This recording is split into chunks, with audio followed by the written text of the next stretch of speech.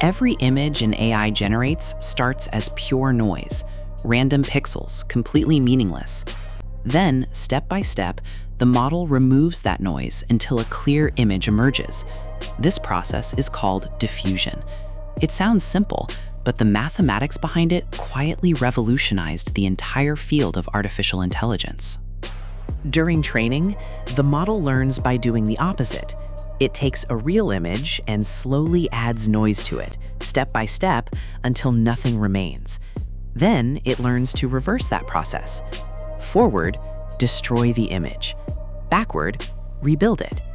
Do this millions of times across millions of images, and the model learns exactly how images are structured at every level of detail. But how does the model know what image to generate? This is where text comes in. You type a prompt. The model converts your words into a vector, just like RAG.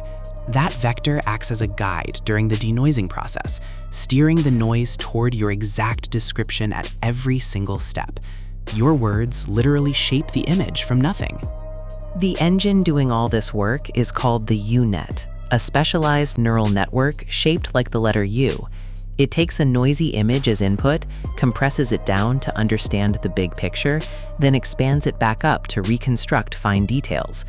At every level of this U-shape, it cross-references your text prompt, making sure every detail it rebuilds matches exactly what you asked for. One problem remained. Running denoising across a full high-resolution image was extraordinarily slow and expensive. So researchers made a brilliant move. Instead of working in pixel space, they compressed the image into a much smaller mathematical space called latent space. Denoising now happens there, tiny, fast, and cheap. Only at the very end is the result decoded back into a full image. This is what Stable Diffusion actually does. Researchers then asked, what if we gave the model even more control? Instead of just text, what if you could guide the image with a sketch, a pose, a depth map, or even another image?